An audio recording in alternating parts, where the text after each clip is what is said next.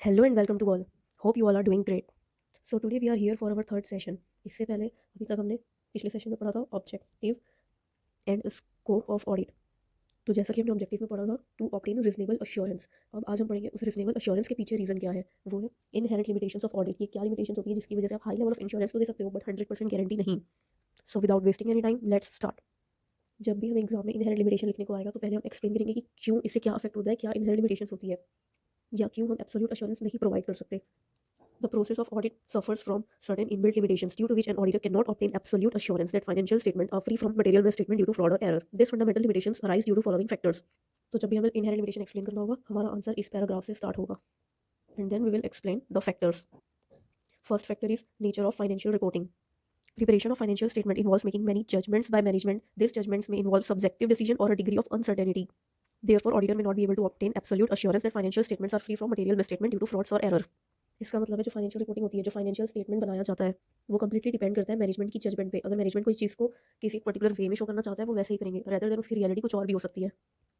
अब ये जजमेंट कैसे हो सकते हैं उन जजमेंट में कोई सब्जेक्टिव डिसीजन हो या कोई degree of uncertainty. That is for example management का मानना है कि एक पर्टिकुलर चीज़ की हमें स्टेटमेंट बनानी है या किसी चीज़ को ऑथराइज करना है तो कोई एक पर्टिकुलर पर्सन ही होगा जो उस रिपोर्ट में साइन करेगा।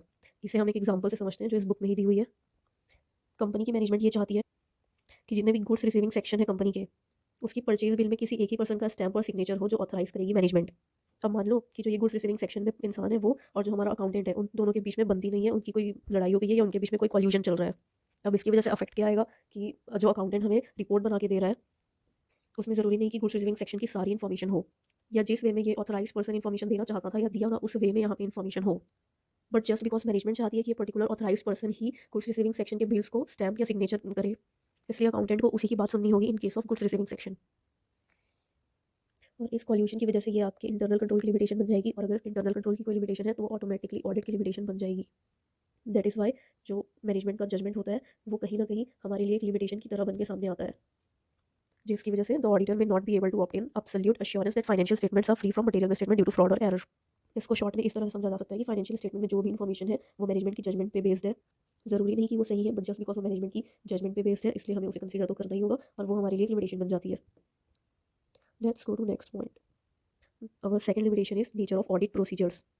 इन audit to form an opinion, पहले आप एक ऑडिट प्रोसीजर परफॉर्म करते हो उसके बेसिस पे आपको कुछ एविडेंसेस मिलते हैं और उस एविडेंस के बेसिस पे आप ओपिनियन फॉर्म करते हो। जब इन्हीं ऑडिट एविडेंस को ऑब्टेन करने के लिए ऑडिट प्रोसीजर्स परफॉर्म की जाती है तब हमारे ऊपर कुछ लिमिटेशंस लगाई जाती हैं। फॉर एग्जांपल लास्ट क्लास में हमने पढ़ा था कि ऑडिट और इन्वेस्टिगेशन में डिफरेंस होता है। आपके ऊपर कुछ प्रैक्टिकल और लीगल लिमिटेशंस होती है। लीगल लिमिटेशन जैसे इन्वेस्टिगेशन में आपको पावर ऑफ सर्च मिलती है, आप स्टेटमेंट रिकॉर्ड कर सकते हो बट एज अ ऑडिटर आप ये सब नहीं कर सकते। This all limitations are known as legal limitation. आपने कोई पर्टिकुलर इन्फॉर्मेशन रिक्वेस्ट की है मैनेजमेंट से और आपको मैनेजमेंट पूरी कंप्लीट इन्फॉर्मेशन प्रोवाइड नहीं करती है तो there is no way by which auditor can force management. आप फोर्स नहीं कर सकते, आप रिक्वेस्ट कर सकते हो, आप बोल सकते हो और इस एक लीगल लिमिटेशन की वजह से आप एब्सोल्यूट अश्योरेंस प्रोवाइड नहीं कर सकते। Now comes practical limitation. हो सकता है मैनेजमेंट में कुछ डिसऑनेस्ट अनस्क्रपलस पीपल हो, वो जानबूझ के सोच समझ के कोई फ्रॉड करे। अब फ्रॉड करने के लिए क्या कर सकते हैं, हो सकता है इट में प्रोड्यूस फैब्रिकेटेड डॉक्यूमेंट्स, आपको फेक डॉक्यूमेंट्स दिखाए जाए। एज अ ऑडिटर जब आप उन डॉक्यूमेंट्स को देख रहे हैं तो आपको लगता है कि वो वैलिड है बट एक्चुअल में वो वैलिड नहीं है। अब हमने स्कोप ऑफ ऑडिट में पढ़ा था कि ये ऑडिटर का काम नहीं है टू ऑथेंटिकेट की डॉक्यूमेंट सही है यानी उसकी ऑथेंटिकेशन चेक करना, ये हमारी ड्यूटी नहीं है। हमें जो डॉक्यूमेंट मिल रहे हैं वो फेक भी हो सकते हैं या नॉन जेन्युइन हो but we are not an expert in authentication of documents. ये हमारे लिए प्रैक्टिकल लिमिटेशन बन जाती है जिसकी वजह से हम एब्सोल्यूट अश्योरेंस नहीं दे सकते बट हम रिजनेबल अश्योरेंस देते हैं कि हमें जो डॉक्यूमेंट दी गई थी उसके बेसिस पे ये फर्म अच्छी है, ये सही से काम कर रही है, हमारा ओपिनियन इसके लिए अच्छा है। So here we are done with our second point. पहले हमने पढ़ा नेचर ऑफ फाइनेंशियल रिपोर्टिंग, जो मैनेजमेंट की जजमेंट होती है उसकी वजह से हमें लिमिटेशंस आती हैं। सेकंड हमने पढ़ा ऑडिट प्रोसीजर्स, जो हम ऑडिट प्रोसीजर परफॉर्म करते हैं उसमें कुछ लिमिटेशंस होती है, प्रैक्टिकल लीगल लिमिटेशन वो क्या होती है ये हमने पढ़ लिया। Now let's move further. Third is not in nature of investigation. ये यहाँ पे इस तरह से एक्सप्लेन किया है बट हम जब ये पॉइंट एक्सप्लेन करेंगे तो हमने पिछली क्लास में जो पॉइंट्स पढ़े थे हमें वो यहाँ पे लिखने हैं। We have already discuss this point, so let's move further. Timeliness of financial reporting and decrease in relevance of information over time. जब आगे अभी कुछ आगे के चैप्टर्स में हम ऑडिट प्रोसीजर्स डिस्कस करेंगे तो उसमें एक प्रोसीजर होता है जो हम करते हैं, मतलब हमारे ऊपर करना चाहिए या ना करना चाहिए, ट्रेंड एनालिसिस। इसमें आप इस बेसिस पे इन्फॉर्मेशन को चेक करते हो। For example last year sales इतनी थी, इस ईयर इतनी है, अब आप पिछले साल के और इस साल के फिगर्स को कंपेयर करेंगे, उसके पहले के साल के फिगर्स को कंपेयर करेंगे। एक ट्रेंड बोलते हैं ना कि इस चीज़ का ट्रेंड बन गया है, वो ट्रेंड हम एनालाइज करते हैं। अब ज़रूरी तो नहीं कि 2019 में जो इन्फॉर्मेशन थी वो 2020 2021 22 हर साल रेलेवेंट हो। फॉर एग्जांपल एक पॉइंट तक सेल्स बहुत अच्छी जा रही थी, उसके बेसिस में आपने ट्रेंड एनालिसिस परफॉर्म की, अब अगले साल आ गया कोविड, उसकी वजह से सेल्स हो गई डिक्लाइन, तो आप ये बोलोगे कि कंपनी अच्छे से काम नहीं कर रही, पिछले साल इतने करोड़ों का माल बेचा, इस बार लाखों का भी नहीं बेचा। अब जो ये इन्फॉर्मेशन है ये तो इररेलेवेंट हो गई ना, क्योंकि बीच में कोविड एक किसी कंडीशन की वजह से सेल्स गिर रही है। तो जो हमारे पास फाइनेंशियल इन्फॉर्मेशन होती है उसका टाइम के साथ वैल्यू डिक्रीज होता जाता है, उसकी रेलेवेंस डिक्रीज होती जाती है। The relevance of information decreases over time and auditor cannot verify each and every matter. Therefore, a balance has to be struck between reliability of information and the cost of obtaining it. अगर कोई information रेलिएबल है तभी तो आप उसके लिए cost provide करोगे। अब आपको पता है कि पर्टिकुलर इन्फॉर्मेशन 1% भी रेलिएबल नहीं है, तो आप उसके लिए क्यों कॉस्ट प्रोवाइड करना चाहोगे? Here again one more example is given regarding the topic timeliness. Just read this once and we are done with this limitation also. Our next limitation is future events. Future events or condition may affect an entity adversely. Adverse effects may seriously affect ability of an entity to continue its business. The business may cease to exist in future due to changes in market condition. For example, आपने 2019 में audit करी है company की, वो बहुत अच्छी थी, वो कंपनी बहुत प्रॉफिट में थी, करोड़ों के प्रॉफिट में थी, इतना प्रॉफिट कमा रही थी कि आपको लग रहा था आगे जाके कंपनी बहुत बड़ी बन सकती है। बट जैसे ही कोविड आया, कोविड की सिचुएशन की वजह से ये कंपनी ही बंद हो गई। तो ये फ्यूचर इवेंट्स जो हैं ये भी एक लिमिटेशन की तरह काम करते हैं। अब आप आज की डेट में बैठ के तो ये अज्यूम नहीं कर सकते ना कि कल को कुछ ऐसा इवेंट हो जाएगा जिसकी वजह से कंपनी बंद हो सकती है। Therefore, in the view of above factors, that an auditor cannot provide a guarantee that financial statements are free from material misstatement due to fraud or error. Let's recap once. Inherent limitations of audit. First, nature of financial reporting, मतलब management के judgement के basis पे जो limitation आ रही है. Then nature of audit procedures, जो हम audit procedure perform करते हैं उसके बेसिस पे limitation, like practical and legal limitations. Then comes our investigation. हमारी ऑडिट और इन्वेस्टिगेशन में डिफरेंस होता है जिसकी वजह से हमें एक लिमिटेशन फेस करनी पड़ती है. दैन टाइम के साथ जो इन्फॉर्मेशन होती है उसकी वैल्यू, उसकी रेलेवेंस डिक्रीज होती जाती है. तो हमें हर साल अगेन एंड अगेन नए नए प्रोसीजर्स परफॉर्म करने पड़ते हैं to get new information. After all this, कोई फ्यूचर इवेंट हो जिसका आप नहीं सोच सकते, जिसके बारे में आप पता नहीं कर सकते, कोई भी ऐसा इवेंट हो जाए जिसका एक एडवर्स इफेक्ट पड़े कंपनी पे, that is also a limitation. Here we are done with our inherent limitations of audit. Now our next topic is what is an engagement. अभी कुछ बच्चे खुश हो गए होंगे, ओ वाह हम एंगेजमेंट के बारे में पढ़ेंगे. नहीं नहीं, ये वो एंगेजमेंट नहीं है जो आप सोच रहे हो. Here engagement means an arrangement to do something. जैसा कि हम लोग पढ़ते हैं कोई काम करना हो उसके लिए कॉन्ट्रैक्ट साइन होती है, तो it is a form of contract. In the context of auditing it means a formal agreement between auditor and the client under which auditor agrees to provide auditing services. It takes a shape of engagement letter. जब auditor और client एक formal agreement में ये decide करते हैं कि auditor client को कुछ ऑडिटिंग सर्विसेज प्रोवाइड करेगा, उस लेटर को हम कहते हैं एंगेजमेंट लेटर. और जो ये सर्विस प्रोवाइड हो रही होती है ये सर्विस जानी जाती है engagement services. Now what is this external audit engagement? External audit engagements. अभी हमने पढ़ा कि ऑडिट एंगेजमेंट क्या होता है. Now we will study about external audit engagement. तो एक्सटर्नल ऑडिट एंगेजमेंट क्या होता है? जब हम एक्सटर्नल ऑडिटर मतलब स्टैट्यूटरी ऑडिटर, जो कोई पर्सन बाहर से आ रहा है ऑडिट करने, बाहर से इन द सेंस आपकी कंपनी के बाहर से, वो आपकी कंपनी का एम्प्लॉय मेंबर कुछ नहीं है, तो उस पर्सन को बोलेंगे एक्सटर्नल ऑडिटर. आप उसके साथ कोई एंगेजमेंट बनाते हो, then that is known as external audit engagements. अब हम ये क्यों करते हैं? जब हमारे पास एक इंटरनल ऑडिटर है, जब हमने एक एम्प्लॉय रखा हुआ है, then why external auditor? So, the purpose of external audit engagements is to enhance the degree of confidence of intended users. अब आप किसी कंपनी के लिए काम कर रहे हो, अब उनके एम्प्लॉय हो, तो आप उनके बारे में अच्छा बोलोगे ही बाहर, ऑब्वियस सी बात है. मतलब अगर आपने कुछ ख़राब बोला, उसके बारे में कुछ ख़राब दिखाया, तो वो लोग आपको डराएंगे कि हम तुम्हारी सैलरी रोक देंगे, हम तुम्हें काम से निकाल देंगे. आप वहाँ पे फेयर होके जजमेंट नहीं दे सकते. पर वही कोई बाहर का इंसान आके बोल रहा है कि इस कंपनी में ये चीज़ें हैं जो बहुत अच्छी है, ये कंपनी बहुत अच्छे से काम करती है, तो सामने वाला ट्रस्ट कर पाएगा उस बात पे. So the purpose of external audit engagement is to enhance the degree of confidence. सामने वाले को कॉन्फिडेंस आएगा कि हाँ ये कंपनी उस लायक है जिस पे इन्वेस्ट किया जा सकता है, जिस पे ट्रस्ट किया जा सकता है. Such engagements are also reasonable assurance engagement. अब एट लास्ट है तो वो ऑडिट ही, तो हम रिजनेबल अश्योरेंस ही प्रोवाइड कर सकते हैं. फॉर एग्ज़ाम्पल, इंडिया में कंपनीज रिक्वायर्ड होती है अपने एनुअल अकाउंट्स को एक्सटर्नल ऑडिटर से ही ऑडिट कराने के. अगर आपको बेनिफिट्स ऑफ ऑडिट जो है वो अवेल करने हैं, तो आपको एक एक्सटर्नल ऑडिट से ही अपनी फर्म की ऑडिटिंग करानी होगी. Now what are this benefits? ऐसा क्या है इन बेनिफिट्स में कि एक कंपनी, एक फर्म रेडी है इस बात को मानने को कि आपको एक एक्सटर्नल ऑडिटर के पास जाना होगा ऑडिट कराने. So let's study the benefits of audit. Why audit is needed? First point, audited accounts provide high quality information. It gives confidence to users that information on which they are relying is qualitative and it is the outcome of an exercise carried out by following accounting auditing standards recognized globally. अब ऐसा तो नहीं है आप उठ के किसी company में चल दिए, अच्छा ठीक है यहाँ पे इतना सामान दिख रहा है, यहाँ पे इतना सामान दिख रहा है, इसमें लिखा भी है इतना इतना है तो हो गया। आप एक बेसिस पे चेक करोगे ना, आप एक स्टैंडर्ड के बेसिस पे आप ऑडिटिंग कर रहे हो। ऑडिट में आप ऑडिट क्या बेसिस पे करते हो? Auditing standards. जैसे हमने पढ़ा है अभी एक स्टैंडर्ड ऐसे 200 overall objective of an independent auditor and conduct of an audit in accordance with standards on auditing. तो आपने जो भी ओपिनियन फॉर्म की, आपने जो भी एश्योरेंस प्रोवाइड की, वो रिजनेबल बेसिस पे था क्योंकि वो आपके स्टैंडर्ड में लिखा हुआ है। अब आप ऐसे इन स्टैंडर्ड्स को फॉलो करते हुए अपनी रिपोर्ट बना रहे हो जो ग्लोबली रिकॉग्नाइज्ड है, जिसको ग्लोबली फॉलो किया जाता है, उसे माना जाता है कि वो सही है। That's why audited accounts provide high quality information.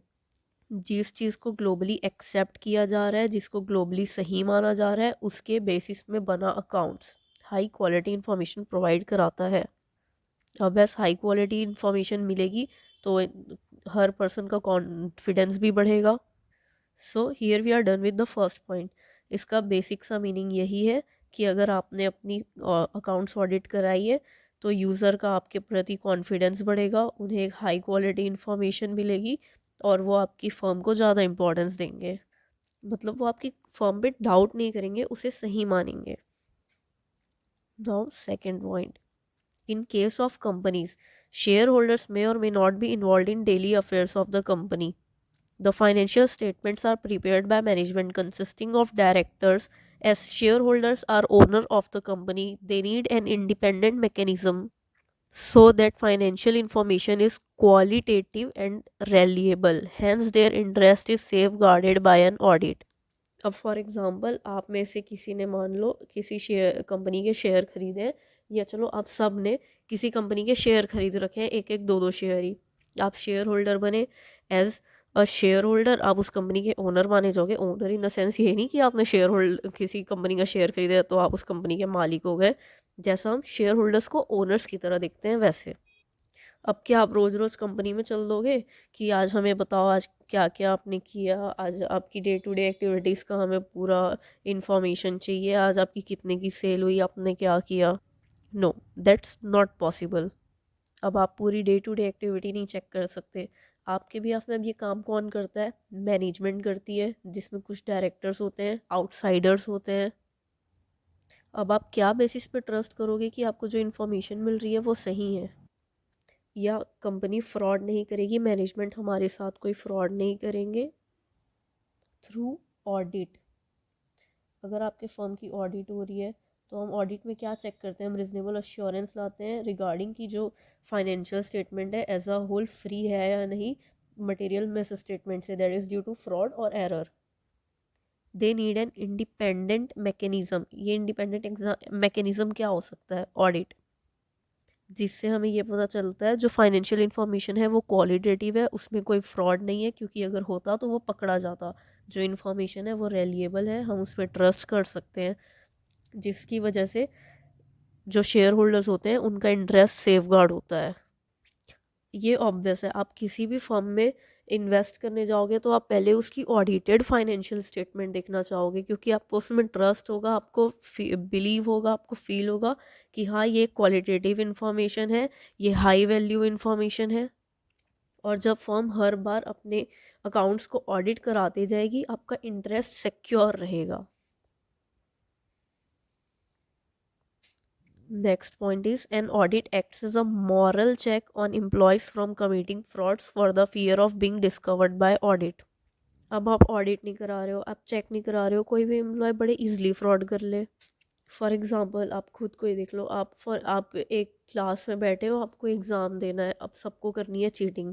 अगर क्लास में सिर्फ एक टीचर है और कुछ नहीं है, आप फिर भी थोड़ी बहुत चीटिंग कर लो। अब उसी क्लास में मैं ला के कैमरा लगा दूँ, आपको चीटिंग करने से पहले सोचना पड़ेगा, क्योंकि आप उस कैमरे में पकड़े जाओगे। लाइकवाइज जब ऑडिट नहीं कराती कोई कंपनी तो ज़्यादा चांसेस होते हैं उसमें फ्रॉड होने के। वहीं अगर कंपनी ऑडिट करा रही है तो उसमें चांसेस होते हैं कि ये फ्रॉड पकड़े जाएं। That is why an audit acts as a moral check on employees from committing frauds for the fear of being discovered by audit. Audited financial statements are helpful to government authorities for determining tax liabilities.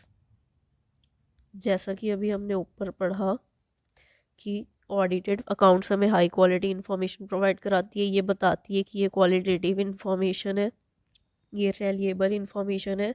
तो जब government को आपकी tax liability determine करनी होती है तो वो prefer करते हैं ऑडिटेड फाइनेंशियल स्टेटमेंट को यूज़ करना रेदर देन कोई भी रॉ स्टेटमेंट यूज़ करना। So audited financial statements are helpful to government authorities for determining tax liabilities. Audited financial statement can be relied upon by lenders, bankers for making their credit decision, that is whether to lend or not to lend a particular entity.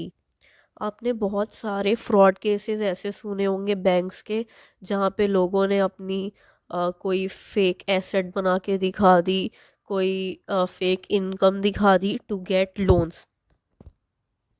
तो इस चीज़ से bank को बचाने के लिए bank use करती है audited financial statement. अगर उनको किसी कंपनी को, किसी फर्म को एक बहुत बड़े अमाउंट में लोन देना है तो वो पहले बोलेंगे कि आप जाओ और ऑडिट करा के आओ और हमें अपनी ऑडिटेड फाइनेंशियल स्टेटमेंट दिखाओ। So audited financial statements can be relied upon by lenders, bankers for making their credit decision. क्योंकि ये क्वालिटेटिव इन्फॉर्मेशन प्रोवाइड कराते हैं, हाई क्वालिटी इन्फॉर्मेशन प्रोवाइड कराते हैं, ये रिजनेबल अश्योरेंस देते हैं कि हाँ यहाँ पे कोई फ्रॉड नहीं है। Now this is so basic point. An audit may also detect fraud or error or both. अब ऑडिट होगी तो कोई गलती होगी तो पता चलेगी। An audit reviews existence and operation of various controls operating in any entity. Hence, it is useful at pointing out deficiencies. अब फॉर एग्ज़ाम्पल आपने ऑडिटर को बताया है कि हमने इस साल 100 यूनिट प्रोड्यूस की है, तो आपके पास कोई एविडेंस होना चाहिए, कोई सपोर्टिव एविडेंस होना चाहिए उसके लिए जो ये डिफ़ाइन करे कि हाँ, जो ये जस्टिफाई करे कि हाँ 100 यूनिट ही प्रोड्यूस हुई है। फॉर एग्ज़ाम्पल आपके ऐसी कोई एडवांस्ड मशीन यूज़ करते हैं जिसमें अगर एक भी प्रोडक्ट मैन्युफैक्चर होता है तो उसमें काउंट होता है, जिसको आप मैनुअली चेंज नहीं कर सकते। तो ऑडिटर ये चेक करेगा कि क्या ऐसा कोई कंट्रोल एग्जिस्ट करता है, और अगर एग्जिस्ट करता है तो उसका यूज़ होता है या नहीं। अब फॉर एग्ज़ाम्पल आपने कैमरा लगा रखा है टू मॉनिटर योर एम्प्लॉयज़, पर आपका कैमरा चलता ही नहीं है, तो सिर्फ उसकी एग्जिस्टेंस नहीं चेक करेंगे, एंड ऑडिट में हम उसकी एग्जिस्टेंस के साथ साथ उसका यूज़ हो रहा है या नहीं ये भी चेक करते हैं, जिससे अगर वहाँ पे कोई भी डेफिशिएंसीज हो तो हमें पता चल जाती है। So let's revise the benefits of audit once more. Audited accounts provide high quality information. It safeguards the interest of shareholders. An audit acts as a moral check on employees. Audited financial statements are helpful to government. Audited financial statements can be relied upon by lenders, bankers. It may also detect fraud or error or both. It reviews existence and operation of various controls, hence pointing out deficiencies. So we are done with the benefits of audit. अब जो हमने definition में पढ़ा था कि audit कोई भी करा सकता है, any entity weather profit oriented और नॉट, और इररेस्पेक्टिव ऑफ इट्स साइज और लीगल फॉर्म। चाहे कंपनी 1 करोड़ कमा रही हो, चाहे कंपनी 100 करोड़ कमा रही हो, वो ऑडिट करा सकती है। क्यों? क्योंकि उसके कुछ बेनिफिट्स मिलेंगे और वो बेनिफिट्स हमने डिस्कस कर लिए हैं। तो इस पैरा में इसी चीज़ को जस्टिफाई किया है कि ऑडिट मैंडेटरी या वॉलेंटरी। क्या हर किसी को वॉलेंटरी ऑडिट करानी होती है, या कुछ लोगों को मैंडेटरी होता है, लॉ के तहत बोला गया होता है कि आपको तो ऑडिट करानी ही है। It is not necessary that audit is always legally mandatory, पर कुछ ऐसी एंटिटीज़ होती हैं जो कंपल्सरीली रिक्वायर्ड होती हैं to get their accounts audited under law. For example कोई टर्नओवर की लिमिट दी हुई है, एक थ्रेशोल्ड लिमिट, अगर आपने वो क्रॉस कर दी तो आपको ऑडिट कराना ही है। This is law, this is mandatory audit. Now what is voluntary audit? जैसे कि कोई स्कूल्स है, कोई एनजीओज है, उनको कोई ग्रांट चाहिए, कोई असिस्टेंस चाहिए फ्रॉम गवर्नमेंट, तो गवर्नमेंट बोल रही है कि पहले आप ऑडिट करा के आओ, उसके बाद हम उस ऑडिटेड फाइनेंशियल स्टेटमेंट के बेसिस पे आपको ग्रांट या असिस्टेंस देंगे। तो ये वॉलेंट्री ऑडिट है, ये आप अपने मन से करा रहे हो क्योंकि आपको ग्रांट चाहिए, आपके ऊपर कंपल्शन नहीं है पहले से कि आपको तो ऑडिट करानी ही है। आपको ऑडिट के बेनिफिट्स चाहिए, इस वजह से आप जाके ऑडिट करा रहे हो। Audit is not always mandatory.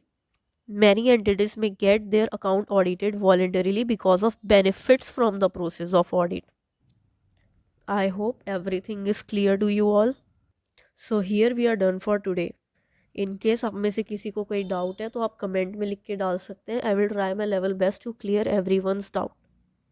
From tomorrow we will start who appoints an auditor.